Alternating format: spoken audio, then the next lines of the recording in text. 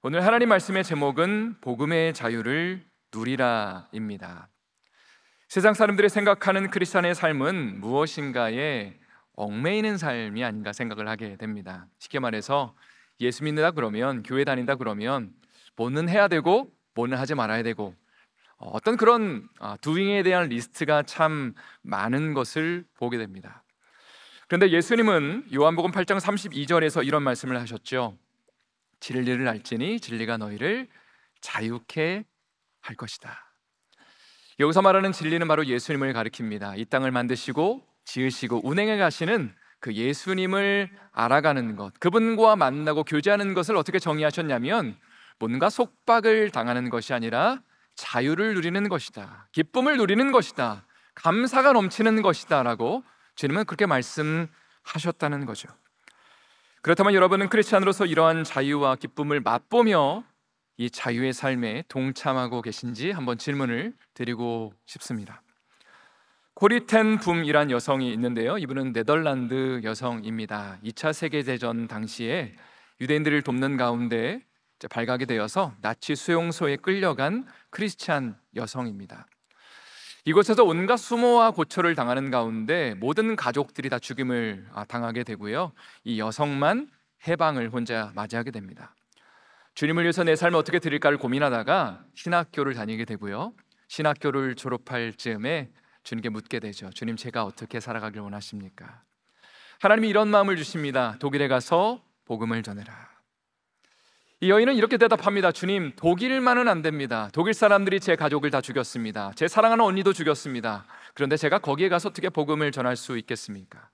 그런데 주님께서 강권하시니까 순종하는 마음을 가지고 독일에 가서 복음을 전하게 됩니다. 아마 교회들마다 돌아다니며 사랑과 용서의 메시지를 전했던 것 같습니다. 한 번은 하나님의 말씀을 전하고 난 다음에 이제 끝나고 많은 성도들이 와서 인사를 하고 감사하다고, 또 그 복음의 메시지에 많은 회복과 위로를 받았다고 이야기를 하는 그 즈음에 한 남성이 그녀에게 다가오는데, 그 남성의 얼굴을 보는 순간에 그녀의 피가 거꾸로 솟는 것처럼 느껴졌다라고 고백을 합니다. 왜냐하면 그 남성은 그녀가 수용소에 있을 때 자신을 너무나 괴롭혔던 군인이었기 때문입니다. 아주 추운 겨울날 수많은 여성들을 밖에 몰아세우고 옷을 다 벗게 만들고 성희롱을 했던, 또 자신의 사랑하는 친척 언니를 강간하며 그 속에서 언니가 죽어갔던 바로 그 남성이 그녀 앞에 서 있게 되죠. 사실 그녀는 육신적으로는 자유의 몸이 되었지만 마음은 여러 가지 상처와 아픔들, 어떤 분노와 어떤 그 원한과 미움의 감정에 갇혀서 매일매일을 살아가고 있었습니다. 그런데 조금 전에 언급한 그 남성을 보면서 순간적으로 이런 기도를 드렸다고 그래요. 하나님, 저는 이 사람 도저히 용서 못합니다. 이 사람한테 벼락을 내려주시면 제가 용서할게요. 그런데 그러지 않고서는 저는 이 사람 용서 못합니다 라고 주님 앞에 기도를 하죠. 예수님은 이런 마음을 주십니다. 얘야, 그래도 용서해야 된단다. 나도 온갖 수모와 고초, 침뱉음과 채찍에 맞음을 십자가에서 당했지만 나도 사람들을 용서했지. 너도 그렇게 해야 된다. 그리고 바로 그 순간에 성령께서 강력한 감동을 주셔서 고리텐 붐 여사가 그 사람의 손을 믿음으로 순종함으로 잡게 되는데, 바로 그 순간에 하나님이 부어주시는 그 울컥한 마음, 나는 용서할 수 없는데 누군가를 미워하며 원한에 차 있는 그 삶을 살아가는 그 심령 가운데 성령 하나님이 임하시니까 그 마음이 뜨거워지면서 그 원한과 분노의 마음이 한 번에 씻겨져 내렸다고, 그래서 그 순간부터 자신은 자유한 삶을 살게 됐다고 고백하였습니다. 성도 여러분은 복음 안에서 진정한 자유를 누리고 계십니까? 돈이 많고 몸이 건강하고 내가 하고 싶은 걸 마음껏 누리는 것은 진정한 의미에서의 자유라고 할 수 없습니다. 오히려 이 땅을 창조하시고 지으신 예수님을 알아가는 것, 그분을 닮아나가는 것, 그분의 말씀에 순종하는 것을 통해 진정한 자유가 누려질 수 있다는 것이죠. 이런 은혜와 축복이 오늘 이 예배의 자리 가운데 임할 수 있기를 예수님의 이름으로 축원드립니다. 오늘 본문의 말씀을 좀 살펴보길 원하는데요, 1절 말씀을 한번 다 같이 저희 읽어보도록 하겠습니다. 그리스도께서 우리를 자유롭게 하려고 자유를 주셨으니 그러므로 굳건하게 서서 다시는 종의 멍에를 매지 말라. 와닿는 단어 하나가 있는데 바로 그러므로라는 단어입니다. 사도 바울은 갈라디아서에서 1장부터 4장까지 오리지널 복음이 무엇인지를 설명하였습니다. 그리고 나서 이 복음을 어떻게 누려야 되는지, 이 복음을 우리의 삶 가운데 어떻게 적용할 수 있을지에 대해서 도전하면서 그러므로라는 단어를 사용하고 있습니다. 바울이 갈라디아서에서 제시한 복음이 무엇인가, 잘못된 복음과 바른 복음을 이야기를 하였는데요, 잘못된 복음은 예수님을 믿는 믿음과 그리고 할례와 행위가 합쳐져서 구원이 임한다라는 생각입니다. 그러나 바른 복음은 오직 믿음으로, 오직 은혜로 구원받고 난 다음에 그 결과와 열매로서 우리의 삶이, 우리의 행위가 바뀌게 된다는 것이 바른 복음의 정의입니다. 한번 생각을 해본다면 예수님이 이 땅 가운데 오셨을 때에 사람들을 만나실 때에 어떤 조건을 제시하지 않으셨습니다. 너가 이만큼 해야지, 이만큼 회개하고 돌아와야지 내가 너를 만나주겠다고 말씀하지 않으셨죠. 오히려 현장에서 가나마다 잡힌 여인을 그저 있는 모습 그대로 품어주시고 안아주셨죠. 또 사람들에게 손가락질 받았던 세리장이었던 삭개오를 무조건적으로 받아주셨습니다. 그리고 거기서 예수님과의 만남이 일어나는 그 순간에 심령이 변화되는 거겠죠. 마음에 있는 상처와 아픔들, 두려움들이 예수님 만나는 그 순간에 울컥하면서 그 내 마음에 주님의 마음이 임하면 거기서 주님 앞에 내 삶을 드리는 것, 나도 주님을 위해서 살겠습니다라고 고백하는 것이 바른 복음의 순서였다는 것을 우리는 너무나 잘 알고 있습니다. 그런데 이런 복음의 풍성함, 은혜에 참여하기 위해서 너희가 이런 것을 기억해야 된다 하면서 5장 1절에 그러므로라고 이야기를 하면서 두 가지를 제시하는데, 첫 번째는 복음 안에서 굳건하게 서야 한다.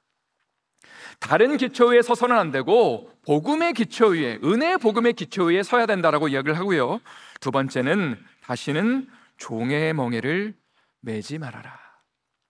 종의 멍에를 맨다는 것은 복음의 정신을 잃어버리는 것, 율법으로 다시 돌아가는 것을 의미합니다. 실제로 성경에는 두 가지 종류의 멍에가 등장하는 것 같습니다. 첫 번째는 예수님이 말씀하신 복음의 멍에이고요, 은혜의 멍에입니다. 두 번째는 종의 멍에, 율법의 멍에이죠. 예수님은 마태복음 11장 28절과 29절에서 수고하고 무거운 짐진 사람들을 향해서 다 내게로 오라고, 내가 너희에게 쉼을 주겠다. 그리고 이런 표현을 하시죠. 나의 멍에를 메고 내게 배우라. 그 멍에를 메는 것이 우리의 삶에 뭔가 짐을 주는 것이 아니라 더 기쁨을 주고 자유함을 주고 충만함을 주게 될 것이다라고 주님은 우리에게 초청하셨습니다.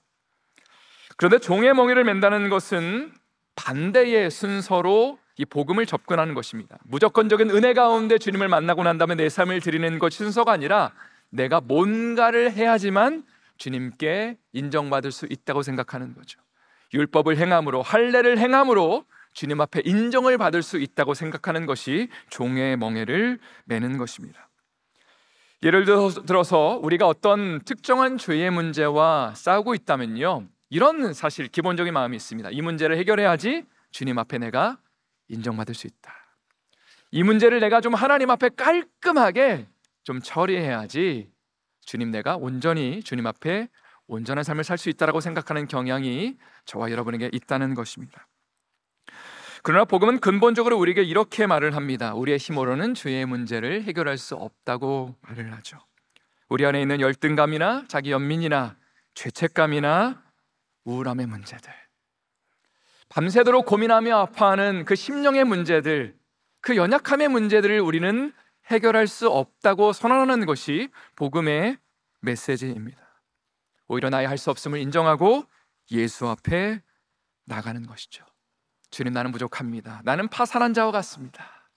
하나님, 나는 이런 문제를 해결할 수 없는 참 연약한 존재입니다라고 고백하며 주님 앞에 나가는 것이 복음의 시작입니다. 그리고 주님을 내 마음 가운데 모시며 그분을 왕으로 모시고 삼는 것, 그분을 닮아나가는 것, 그분을 열망하는 것이 우리의 삶에 주님이 주시는 그 복음의 자유함과 기쁨이고, 거기서 죄를 이길 수 있는 능력과 성령의 충만함이 임하게 되는 것이죠. 오늘 본문의 2절과 3절 말씀도 비슷한 맥락에서의 말씀인데 한번 다 같이 읽어보도록 하겠습니다. 보라, 나 바울은 너희에게 말하노니 너희가 만일 할례를 받으면 그리스도께서 너희에게 아무 유익이 없으리라. 내가 할례를 받는 각 사람에게 다시 증언하노니 그는 율법 전체를 행할 의무를 가진 자라. 2절에 보니까 갈라디아 교회 성도들은 할례를 받으려 한다. 그리고 이렇게 하면 그리스도께서 너희에게 아무 유익이 없다. 예수 믿는 것이 아무 의미가 없어진다라고 경고하고 있습니다. 앞에서도 잠깐 이야기를 나눴지만 갈라디아 교회 성도들은 믿음과 할례와 행위를 합쳐서 구원이 임한다는 것으로 복음을 이해하였죠. 그런데 이러한 신앙생활에는 부작용이 반드시 발생하게 됩니다. 한번 여러분 자신을 돌아보면서 혹시 나도 신앙생활 하는 가운데 이런 부작용을 경험하고 있지는 않은지를 돌아보시기를 바랍니다. 자, 원래 하나님 기뻐하시는 오리지널 복음은 오직 믿음과 은혜에 초점 맞춥니다. 예수님께만 초점 맞추는 거죠. 그분을 닮아나가고 나의 연약함을 인정하는 것, 나의 부족함을 알아가는 것, 그리고 주님을 더 많이 열망하며 그분 앞에 내 삶을 내어드리는 것이 복음입니다. 그리고 그 속에서 진정한 변화가 일어나는 거죠. 그런데 잘못된 복음은 믿음과, 그건 기본이라고 생각하고 거기에 할례와 행위를 붙이는 겁니다. 나의 행위를 붙이다 보니까 믿음의 대상이신 예수님께 초점 맞추는 신앙생활을 하는 것이 아니라 나의 행위와 할례에 초점 맞추는 신앙생활을 하게 되는 거죠. 때로는 예수님이 우리의 삶을 위해서 십자가에서 죽으신 주님의 그 나를 위해서 하신 그 행위가 더 드러나야 되는데 그것보다 나의 행위가, 나의 잘남이 더 드러날 때가 너무나 많음을 고백합니다. 어떤 문제가 있을 때에 예수님의 이름이 드러나고 그분의 영광이 드러나야 되는데 어느 순간에 주님의 영광은 없어지고 내 이름이 드러나는 거예요. 내가 더 부각되길 원하고 내 이름이 높임받기를 원하는 것이 바로 우리의 삶에 드러나는 그런 잘못된 신앙생활의 모습은 아닌지 돌아볼 필요가 있습니다. 또 내로남불이라는 말이 있습니다. 여러분 이 말에 무슨 의미인지 아시죠? 내가 하면 로맨스, 남이 하면 뭐죠? 불륜입니다. 나의 어떤 행위를 가지고 내가 무엇인가를 하나님 앞에 열심히 한 것을 기준으로 신앙생활을 하다 보니까 이걸 가지고 다른 사람들을 판단하는 겁니다. 나는 이만큼 했는데, 나는 이렇게 헌신하는데 저 사람은 왜 저거 같이 못하지라고 하면서 예수님 중심으로 신앙생활하는 것이 아니라 나의 행위를 중심으로 신앙생활을 하게 되고요. 결론적으로는 우리가 예수님 믿으면 연약하고 아픈 자들, 부족한 자들, 상처 많은 자들을 품어주고 안아주는 가운데 사랑을 실천하는 것이 하나님 원하시며 기뻐하시는 복음의 열매인데 그 사랑하는 삶을 실천하지 못하고요, 누군가를 판단하고 정죄하게 되는 것입니다. 오늘 본문의 말씀 4절 말씀 한번 또 읽어보도록 하겠습니다. 4절 말씀 읽겠습니다. 율법 안에서 의롭다함을 얻으려 하는 너희는 그리스도에게서 끊어지고 은혜에서 떨어진 자로다. 참 무서운 경고가 등장합니다. 율법을 통해, 행위를 통해 하나님 앞에 인정받기를 원하고 의롭다함을 구하는 모든 사람들은 자, 이런 경고를 하죠. 그리스도에게서 끊어진다. 은혜에서 완전히 떨어진 사람들이다라고, 구원과는 먼 삶을 살고 있다라고 지금 경고하고 있는 것이죠. 정말 제 얘기를 좀 나누고 싶습니다. 저는 한국에서 대학을 졸업하고 장로의 신학대학원에 제가 입학을 했는데요. 당시에는 신학대학원 들어가는 게 너무나 힘든 시절이었기 때문에 제가 무려 재수를 해서 신학대학원에 입학을 하였습니다. 재수를 하는 그 시간에 참 제가 너무 초라하게 느껴졌습니다. 대학을 다닐 때는 그래도 공부도 참 열심히 잘했고 나름대로는 뭐 내세울 것들이 좀 저 스스로는 많다고 생각을 했는데요. 이제 뭐 신학대학원도 떨어지고 지금 뭐 앞길도 별로 이렇게 투명하지 않다 보니까 제 자신이 참 초라하게 느껴졌던 시간을 경험했습니다. 마음속에 있는 공허함과 우울함의 문제들, 또 자주 죄에 대해서 넘어지고 실수하고 잘못하는 그런 모습들이 당시의 저의 고민이었습니다. 이러한 삶을 살다 보니까 제 마음에 어떤 생각이 들었냐면요, 내가 주님 앞에 별로 인정받지 못하겠구나. 참 열심히 주님을 위해서 헌신할 때는 그래도 좀 인정받을 것 같았는데 뭐 헌신을 할 수 있는 것도 건덕지도 없었죠. 그냥 신학대학원을 재수하는, 뭐 교회에서 별로 이렇게 봉사도 많이 하지 못하는, 헌신도 하지 많이 못하는, 그냥 죄 가운데 넘어지고 고민하고 내 삶을 어떻게 드려야 될지를 그냥 염려하고 있는 저 자신을 보면서 하나님 앞에 그렇게 별로 인정받지 못하는 삶을 살고 있다라고 제 스스로 자책을 하였습니다. 당시에 제가 디도서 3장 5절 말씀을 암송하고 있었는데 그 말씀이 저의 삶에 참 많이 도전이 되었습니다. 제가 한번 읽어드릴게요. 우리를 구원하시되 우리가 행한 바 의로운 행위로 말미암지 아니하고 오직 그의 긍휼하심을 따라 중생의 씻음과 성령의 새롭게 하심으로 하셨나니. 이 말씀을 암송하면서 저 자신에게 이런 질문을 드렸습니다. 주님 앞에 이렇게 질문을 드렸습니다. 주님, 제가 헌신하지 않아도 저를 사랑하십니까? 그때 주님이 이렇게 말씀하셨습니다. 그럼 사랑하지. 제가 매일 실수하고 넘어져도 저를 사랑하십니까? 이 질문에 대해서 주님은 또 말씀하셨습니다. 그럼 내가 너를 사랑하지. 왜냐하면 이 말씀을 보니까 우리를 구원하시되 우리의 행한 바 의로운 행위로 말미암지 않고 뭘로 우리가 구원을 얻게 되죠? 그의 긍휼하심을 따라. 제가 이 말씀을 묵상하면서 하나님의 그 긍휼하심과 사랑과 그 자비가 얼마나 위대하신지에 대해서 깨우치게 되었습니다. 나는 하나님 앞에 드릴 수 있는 것이 없다고 고민을 하고 있는데 나를 향한 그 하나님 아버지의 사랑이 얼마나 위대하고 풍성하고 아름다운지 자신의 아들까지 내어주신 그 사랑의 근거에서 나를 품어주시겠다고, 나를 안아주시겠다고 말씀하시는 그 사랑의 감격의 눈물을 흘릴 수밖에는 없었습니다. 성도 여러분, 사실 신앙생활을 잘하는 것은 주님의 사랑의 풍성함을 알아가는 거라고 할 수 있습니다. 뭔가를 열심히 하느냐 하지 않느냐가 우리의 신앙의 건강의 척도를 결정하지 않습니다. 나는 예수님을 얼마나 사랑하고 있는가. 그저 우리를 향해서 이렇게 말씀하시겠죠. 재영아, 나는 네가 그냥 좋다. 내가 너 사랑하니까 내 생명을 너한테 준 거야 라고 말씀하시는 그 음성 앞에서 저도 주님이 좋습니다. 주님, 저도 제 삶을 주님 앞에 드리고 싶습니다. 주님, 내가 아니라 주님의 것입니다 라고 고백하는 것이 바로 주님과의 사랑을 누리는 삶의 고백이라는 거죠. 그리고 이 속에서 진정한 기쁨과 자유가 있고 변화가 있고 열매가 있게 되는 것입니다. 오늘 본문의 말씀 5절과 6절 말씀은 이 복음의 자유를 누리는 삶을 다음과 같이 표현하고 있습니다. 한번 다 같이 저희 읽어보도록 하겠습니다. 우리가 성령으로 믿음을 따라 의의 소망을 기다리노니 그리스도 예수 안에서는 할례나 무할례나 효력이 없으되 사랑으로서 역사하는 믿음뿐이니라. 구원을 받은 사람들, 그 복음의 자유를 누리는 사람들이 이제는 이 세 가지 덕목을 따라 살아야 된다고 이야기를 하는데 그 세 가지 덕목이 무엇이냐면 우리가 잘 알고 있는 믿음과 소망과 사랑을 가리킵니다. 이 부분에 대해서 팀 켈러 목사님은 다음과 같은 말을 했는데요, 한번 잘 들어보십시오. 참 멋지고 아름다운 묵상이라고 할 수 있습니다.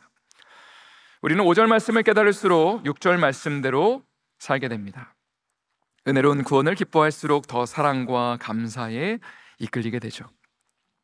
선을 행하되 순전히 선이 아름다워서 순전히 하나님을 기뻐해서 순전히 남을 사랑해서 행하게 됩니다. 확실한 소망을 되새기며 그 소망대로 살아가면 우리 마음에 사랑이 넘쳐 흐르게 되죠.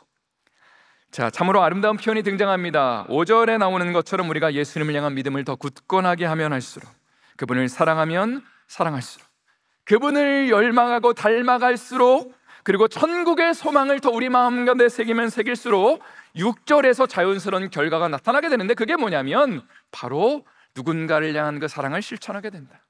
내 힘으로 열매 맺는 삶이 아니라 주님을 열망하고 사랑하는 가운데 주님이 나를 만져주시고 안아주시고 그분을 닮아가는 가운데 자연스럽게 나의 이웃들, 나의 주변에 있는 사람들을 진심으로 사랑하고 품는 삶을 살게 된다는 것이 바로 팀 켈러 목사님의 묵상입니다. 그런 전에서 6절 말씀을 제가 다시 한번 읽어드리도록 하겠습니다. 그리스도 예수 안에서는 할례나 무할례나 효력이 없으되 사랑으로서 역사하는 믿음뿐이니라. 할례나 무할례가 효력이 없다는 것은 신앙생활의 핵심이 할례를 받느냐 혹은 할례를 받지 않느냐가 아니라는 거죠. 조금 과장돼서 이야기를 한다면 우리가 주일 성수를 하느냐, 11조를 하느냐, 봉사를 하느냐, 선교를 가느냐, 물론 이런 것들도 중요하지만 신앙생활의 핵심은 아니라고 할 수 있습니다. 신앙생활의 핵심은 예수님을 향한 믿음을 갖는 것이고요, 그 근거에서 사랑을 실천하는 것입니다. 그분을 열망하고 그분을 사랑하고 그분 앞에 내 삶을 올려드리는 가운데 소망을 우리의 마음 가운데 품는 거죠. 천국을 소망하는 것이죠. 그것이 우리의 신앙생활의 핵심 중의 핵심이죠. 가령 믿음에 대해서 한번 생각을 해본다면요, 나는 어떤 상황에서도 믿음 잃지 않고 예수님 바라보고 있는가? 한번 여러분 돌아보십시오. 어렵고 힘든 생활 속에서 내가 높아지고 내 이름이 부각되는 것이, 내 기도가 응답되는 것이 더 중요한 것인가? 아니면 예수님 바라보며 그분의 음성 앞에 내 삶을 드리는 것이 훨씬 더 중요한 것인가? 그리고 그 믿음을 붙잡기 위해서, 예수님 향한 그 사랑을 실천하기 위해서 우리가 오늘 이 시간에 예배도 드리는 것이 하나님 앞에 물질도 드리는 것이고 봉사도 하는 것이고 선교도 가는 것이라 할 수 있습니다. 두 번째 덕목은 소망이라고 말씀드렸죠. 나는 항상 이 땅에서의 삶이 전부라고 생각하지 않고 천국을 소망하며 살아가고 있는가? 세상의 풍요함에 만족하지 않는 것, 때로는 가슴 미어지는 그 아픔과 연약함의 그 하루하루의 순간 속에서도 이 땅에서의 삶이 전부가 아니라고 말할 수 있는 것, 나는 천국의 본향을 바라보며 매일매일 주님, 나는 이 땅에 소망을 둔 사람이 아니라 천국 소망하며 주님 바라봅니다라고 고백할 수 있는 것이 바로 복음 안에서의 소망을 누리는 삶이죠. 또 하나님 나에게 허락하신 시간과 물질의 여유를 다른 사람들에게 나누는 사명자의 삶을 사는 것이 바로 소망의 삶을 실천하는 것입니다. 세 번째는 사랑입니다. 이 사랑은 주님의 사랑을 먼저 누리는 가운데 나의 이웃과 배우자와 자녀들과 직장의 동료들과 성도들을 사랑하는 것이죠. 나는 과연 주님의 사랑을 마음 가운데 품고 이 사랑을 다른 사람들에게 나누기 위해서 발버둥 치고 있는가를 여러분 한번 돌아보십시오. 제 마지막으로 갈라디아서 5장 13절과 14절의 말씀을 한번 다 같이 읽어보도록 하겠습니다. 함께 읽겠습니다. 형제들아, 너희가 자유를 위하여 부르심을 입었으나 그러나 그 자유로 육체의 기회를 삼지 말고 오직 사랑으로 서로 종노릇하라. 온 율법은 내 이웃 사랑하기를 내 자신같이 하라 하신 한 말씀에서 이루어졌나니. 팀 켈러 목사님은 이 부분에 대해서 설명하면서 앞에서 사도 바울은 율법주의를 경계하였다, 리걸리즘을 경계하였다, 이 말이 무슨 말이냐면요, 율법을 행함으로, 할례를 행함으로 구원받을 수 있다라는 생각을 경계하였습니다. 오직 믿음으로, 오직 은혜로 구원받는다라는 이야기를 하였습니다. 그런데 13절과 14절에서는 율법 폐기주의, 엔티노미니언이즘이라고 부르는데 이것을 경계하고 있다라고 언급합니다. 쉽게 말해서 믿음으로 구원받았으니까, 은혜로 구원받았으니까 이렇게 생각할 수 있어. 그럼 내 마음대로 살아도 되네라고 생각하는데 그런 생각을 경계하고 있다는 거죠. 그래서 13절에 자유를 위하여 부름을 받았지만 육체의 기회로 삼으면 안 된다. 사랑으로 서로 종노릇하라. 14절에 온 율법이 내 이웃 사랑하기를 내 몸처럼 사랑하라는 계명에서 모두 율법이 성취되었다라고 이야기를 하고 있습니다. 참으로 재밌는 것은 사도 바울은 우리가 예수님을 믿을 때에 조금 전에 언급한 것처럼 율법으로 혹은 행위로 구원받는 것이 아니고 오직 믿음으로, 은혜로 구원받는다고 이야기를 하였습니다. 자, 그런데 예수님을 믿고 예수님을 따르는 것의 결과가 무엇이냐? 그것은 율법이 궁극적으로 우리에게 이야기하는 이웃 사랑의 계명을 실천하는 것이다. 쉽게 말해 복음이라는 것은 율법을 폐기하는 것이 아니라 오히려 율법의 정신을 완성하는 것이다. 결국 주님과의 그 은혜와 믿음 가운데 그 관계로 시작한 복음이 이제는 이웃에게로 확장되는 것, 그 은혜를 나누는 것, 연약하고 아픈 자들을 품을 수 있는 것, 상처나고 목마른 자들을 주님의 마음으로 같이 간구하며 기도하며 그들을 주님 앞에 인도할 수 있는 것이 결국은 복음의 완성이다라고 도전하고 있는 것입니다. 이제 말씀을 마무리하면서 여러분들께 이런 도전을 드리고 싶습니다. 신앙생활에 우선순위가 있다면 그것은 앞에서 언급한 것처럼 예수님을 알아가는 것입니다. 그분을 닮아나가는 것입니다. 그분을 열망하는 것입니다. 그분을 사랑하는 것입니다. 그리고 주님과의 사랑의 풍성함을 누리는 가운데 그저 무한히 나에게 사랑을 부어주시고 있는 모습 그대로 받아주시는 그 은혜의 사랑 가운데 오늘도 감격하여서 믿음과 소망과 사랑의 계명을 실천하는 거죠. 나는 못하지만 주님 능력 주셔서 오늘도 믿음으로 이 땅을 살아가고 그리고 하늘을 소망하며 또 나에게 맡겨주신 귀한 영혼들, 나의 주변에 있는 사람들을 사랑하는 것이 바로 복음의 자유를 누리는 삶이라 할 수 있습니다.